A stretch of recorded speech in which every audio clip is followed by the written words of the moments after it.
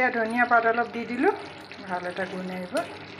গৰম মছলাৰ গুণটোৰ কাৰণে খুব অভাৰ ধনিয়া পাত দিব নালাগে, মানে গৰম মছলাৰ গুণটো গুচি যায়, একদম ধুনীয়া হ'ব আজি। এই মাংস বনাবলৈ তেল গৰম কৰিছোঁ, মাংস মানে চিকেন। এই তেল ইমান অকণমানো নহয় কিন্তু যথেষ্ট, ব্ৰইলাৰ চিকেনত তেল থাকে সেইকাৰণে খুব অভাৰো নাই যে। এয়া ধুনীয়াকৈ গোটাকৈ ধুই তাৰপিছত বাকলি গুচাৰি ধুই ধুনীয়াকৈ কাটি লৈছোঁ, ৰঙচুৱাকৈ ভাজি লওঁ।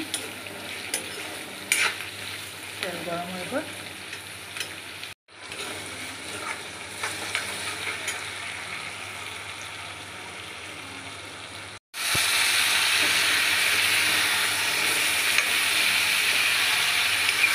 এয়া মাংসখিনি দিলোঁ, খুব ধুনীয়াকৈ 10-15 মান দি লৈছিলোঁ মাংসখিনি আনি পেলাই, তাৰপিছত চাফা কৰি কটা কলিজাও আছে ভালকৈ দি লৈছোঁ, ভালকৈ লেগ পিচি আছে। এয়া আদা নহৰু এয়া খুন্দি থোৱা দি দিলোঁ। এতিয়া বেলেগ মছলাবোৰ দিম, কুটি থোৱা বিলাহী দিম, মছলাবোৰ দিলোঁ, তাৰপিছত লাষ্টত কুটি থোৱা বিলাহী দিম। গুটি পেলাই কুটি থৈছোঁ, এয়া গুটি পেলাই কুটি থৈছোঁ। এইবিলাক মছলা দিয়া গৰম মছলা দিলোঁ এভাৰেষ্ট কোম্পেনীৰ, তাৰপিছত এভাৰেষ্ট কোম্পেনীৰ ধনিয়া গুড়ি দিলোঁ।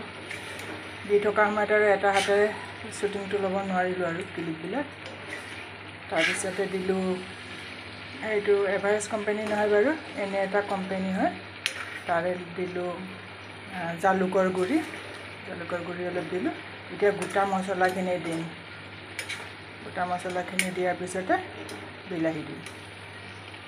ইমান ধুনীয়া কালাৰ আহিছে চাওকচোন।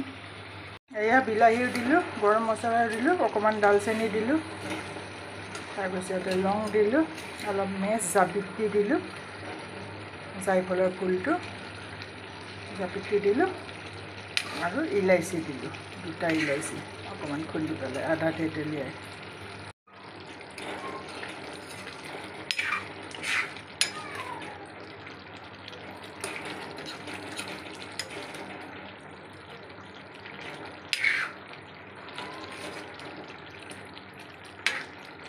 এয়া হৈ গ'ল অৱশেষত, মিডিয়াম জুইতে বনালোঁ। পিঁয়াজ গলি গ'ল, বিলাহীও প্ৰায় গলিলে, একদম ধুনীয়াকৈ হৈ গৈছে। খুব বেছি কাঢ়ি ৰখা নাই আৰু চেমি গ্ৰেভি কৰিছোঁ। থেংক ইউ ফৰ ৱাচিং। এয়া ধনিয়া পাত অলপ দি দিলোঁ, ভাল এটা গুণ আহিব। গৰম মছলাৰ গুণটোৰ কাৰণে খুব অভাৰ ধনিয়া পাত দিব নালাগে, মানে গৰম মছলাৰ গুণটো গুচি যায়, একদম ধুনীয়া হ'ব আজি।